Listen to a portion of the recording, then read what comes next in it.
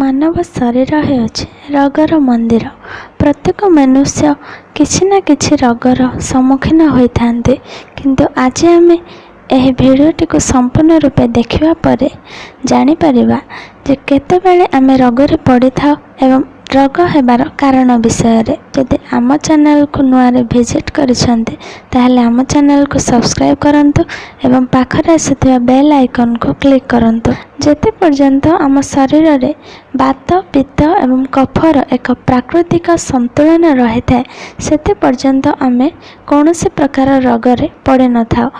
ଯଦି ଏହି ତ୍ରିଦୋଷ ଅର୍ଥାତ୍ ବାତ, ପିତ୍ତ ଏବଂ କଫର ଅସନ୍ତୁଳନ ହୋଇଯାଏ ସେତେବେଳେ ଆମେ ରୋଗରେ ପଡ଼ିଥାଉ। ଯଦି ସନ୍ତୁଳନ ଅଧିକ ବିଗିଡ଼ିଯାଏ ତ ମୃତ୍ୟୁ ହେବାର ମଧ୍ୟ ସମ୍ଭାବନା ରହିଥାଏ। ତ ବର୍ତ୍ତମାନ ଜାଣିବା ରୋଗ ହେବାର କାରଣ ବିଷୟରେ। ନମ୍ବର 1, ଭୋଜନ ଓ ପାଣିର ସେବନ ପ୍ରାକୃତିକ ନିୟମ ଅନୁସାରେ କରିବା ଆବଶ୍ୟକ। ଏହି ନିୟମକୁ ସଠିକ୍ ଭାବେ ପାଳନ ନ କଲେ ଶରୀରରେ 80 ପ୍ରକାର ବାତ ରୋଗ, 40 ପ୍ରକାର ପିତ୍ତ ରୋଗ ଏବଂ 20 ପ୍ରକାର କଫ ରୋଗ ଉତ୍ପନ୍ନ ହୋଇଥାଏ। ନମ୍ବର 2, ଭୋଜନ ଦିନଚର୍ଯ୍ୟା ଓ ଋତୁଚର୍ଯ୍ୟା ଅନୁସାରେ କରିବା ଆବଶ୍ୟକ। ଦିନଚର୍ଯ୍ୟା ଯଦି ସଠିକ୍ ଭାବେ ପାଳନ କରୁନାହାନ୍ତି ତାହେଲେ ରୋଗ ହେବା ତ ସ୍ୱାଭାବିକ ହୋଇଯିବ ଏବଂ ଋତୁଚର୍ଯ୍ୟା ଅର୍ଥାତ୍ ଋତୁ ଅନୁସାରେ ଫଳ ଖାଇବା ଉଚିତ, ଯାହାଦ୍ୱାରା ଆମ ଶରୀର ନିମନ୍ତେ ଅତ୍ୟନ୍ତ ଲାଭଦାୟକ ହୋଇଥାଏ। ନମ୍ବର 3, ବିରୁଦ୍ଧ ଆହାରର ସେବନ ଅର୍ଥାତ୍ ଅତ୍ୟଧିକ ତୈଳଯୁକ୍ତ ମସଲାଯୁକ୍ତ ଖାଦ୍ୟ ଖାଇବା ଦ୍ୱାରା ମଧ୍ୟ ଆମେ ରୋଗର ସମ୍ମୁଖୀନ ହୋଇଥାଉ। ନମ୍ବର 4, ପ୍ରାକୃତିକ ବା ନୈସର୍ଗିକ ବର୍ଗକୁ ରୋକିବା ଦ୍ୱାରା ମଧ୍ୟ ରୋଗ ହୋଇଥାଏ।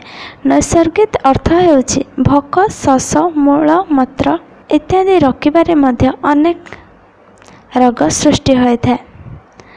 ନମ୍ବର 5, ମନରେ କ୍ରୋଧ, ଦ୍ୱେଷ, ଭୟ, ଅହଙ୍କାର ଆଦି ରଖିବା ଦ୍ୱାରା ମଧ୍ୟ ରୋଗ ହୋଇଥାଏ। ବିଶେଷ କରି ଆପଣଙ୍କ କ୍ରୋଧ ଓ ଅହଙ୍କାର ପ୍ରତି ନିୟନ୍ତ୍ରଣ ରଖିବା ଉଚିତ। କ୍ରୋଧ ହେଉଛି ମନୁଷ୍ୟର ପରମ ଶତ୍ରୁ। ଯଦି ଏହିସବୁକୁ ଆପଣମାନେ ନିଜ ନିୟନ୍ତ୍ରଣରେ ରଖିପାରିବେ ତାହେଲେ ନିଶ୍ଚୟ ଆପଣ ରୋଗରୁ ମୁକ୍ତି ପାଇପାରିବେ। ଆଶା କରୁଛି ଆମର ଏହି ଭିଡ଼ିଓଟି ଆପଣମାନଙ୍କୁ ଭଲ ଲାଗିଥିବ। ଯଦି ଭିଡ଼ିଓଟି ଭଲ ଲାଗୁଛି ତାହେଲେ ଭିଡ଼ିଓଟିକୁ ଲାଇକ୍ କରନ୍ତୁ, ସେୟାର କରନ୍ତୁ ଏବଂ ଭିଡ଼ିଓଟି କେମିତି ଲାଗିଲା କମେଣ୍ଟ ବକ୍ସରେ କମେଣ୍ଟ କରି ନିଶ୍ଚୟ ଜଣାନ୍ତୁ। ବନ୍ଦେ ଉତ୍କଳ ଜନନୀ।